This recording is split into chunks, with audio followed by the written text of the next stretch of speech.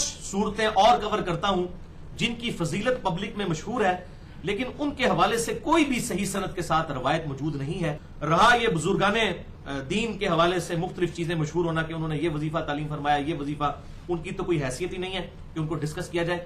البتہ جو حدیث کی کتابوں میں روایتیں موجود ہیں تو 5 میں ایسی روایتیں کور کروں گا 5 صورتوں کی فضیلت کے اعتبار سے کہ وہ ضعیف ہیں. پہلی حدیث جامعہ ترمذی میں انٹرنیشنل نمبر کے مطابق 2922 نمبر ہے کہ آپ صلی اللہ علیہ وسلم نے ارشاد فرمایا جو شخص صبح کے وقت 3 بار پڑھے اعوذ باللہ السمیع العلیم من الشیطان الرجیم بسم اللہ الرحمن الرحیم اور اس کے بعد سورۃ الحشر کی آخری 3 آیات کو پڑھے واللہ الذی لا الہ الا ھو عالم الغیب والشہادہ، یہ والی آیات صبح پڑھ لے تو شام تک 70,000 فرشتے اس کے لیے دعائے رحمت کریں گے. شام کو پڑھ لے تو صبح تک 70,000 فرشتے اس کے لیے دعائے مغفرت کریں گے.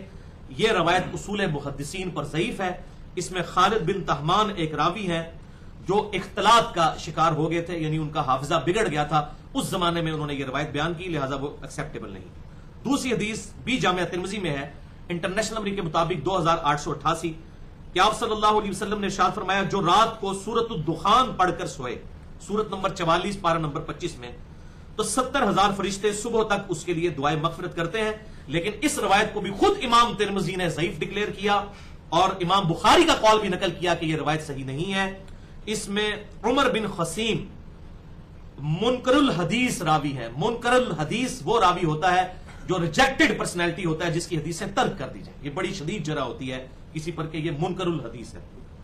تیسری حدیث شعب الایمان امام بہیقی کی کتاب میں ہے 2498 کہ جو شخص ہر رات کو سورۃ الواقعہ پڑھ کر سوئے وہ کبھی فاقے کا شکار نہیں ہوگا.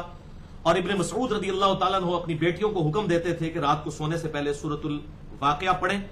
لیکن یہ بھی روایت ضعیف ہے. اس میں ایک راوی ہیں شجاع، وہ ضعیف ہیں، اور ابو طیبہ، یہ بلکہ یہ دونوں راوی جو ہیں ابو طیبہ اور شجاع یہ دونوں مجہول اور ان نون راوی ہیں اور لاپتہ لوگوں کی روایتیں محدثین کے میدان میں ایکسیپٹیبل نہیں ہوتی.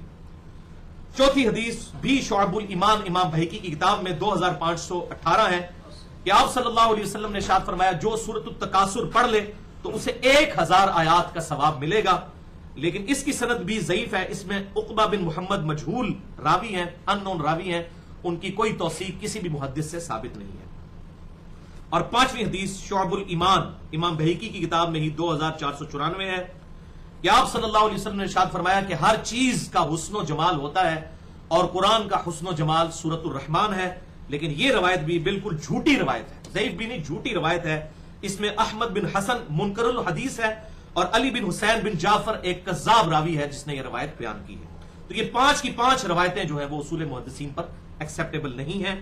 اور بھائیو یہ میں اپنی طرف سے بات نہیں کر رہا، صحیح مسلم کے مقدمے میں امام مسلم بن حجاج قشیری رحمہ اللہ المتوفى 262 ہجری انہوں نے کیٹاگوریکل مینشن کیا ہے کہ ضعیف الاسناد احادیث کسی بھی صورت ایکسیپٹیبل نہیں ہے. نمبر 1 نہ تو حلال و حرام کے احکام کے لیے، نمبر 2 نہ امر بالمعروف و نہی عن المنکر کے لیے، اور نمبر 3 نہ ترغیب و ترہیب کے لیے، یعنی نیک اعمال کی ترغیب دلانا اور برے اعمال سے روکنے کے لیے بھی کوئی جعلی روایت بیان نہ کی جائے.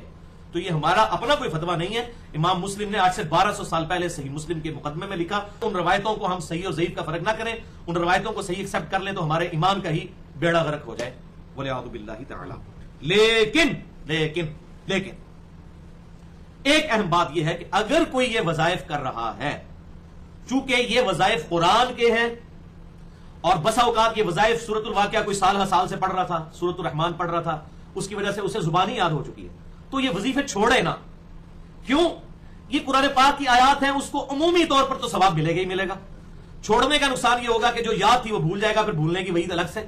لہٰذا یہ جو ثواب حاصل ہو رہا ہے بالکل کرتے رہے. اس فضیلت کے بغیر بھی ایک عمومی فضیلت تو ہے، چاہے سورۃ الرحمن کوئی پڑھے، سورۃ التکاثر کوئی پڑھے، یہ کوئی بابوں کے وظیفے تو نہیں ہیں، یہ اللہ کی کتاب ہے. اگر کوئی ویسے بھی پڑھ رہا ہے تو وہ پڑھتا رہے، کیونکہ وہ جرنل حدیث یاد کر لیں بالکل صحیح سند کے ساتھ.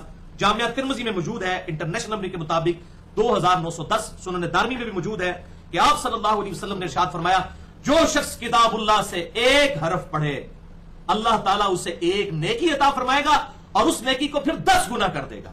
میں نہیں کہتا کہ الف لام میم ایک حرف ہے، بلکہ الف ایک حرف، لام ایک حرف اور میم ایک حرف ہے. یعنی 30 نیکیاں ملیں گی، آپ صلی اللہ علیہ وسلم نے ارشاد فرمایا۔ لہذا یہ عمومی ثواب ملتا رہے گا۔ تو جو لوگ سال ہر سال سے سورۃ الحشر کی 3 آیات پڑھ رہے ہیں، یا سورۃ الواقعہ پڑھ رہے ہیں، یا سورۃ التکاثر پڑھ رہے ہیں، یا سورۃ الرحمن پڑھ رہے ہیں، تو وہ اسی طریقے سے پڑھتے رہیں، کوئی پرابلم نہیں ہے اس میں، ثواب انشاءاللہ تعالی ملتا رہے گا، تاکہ یہ صورتیں یاد رہیں، بھول نہ جائیں۔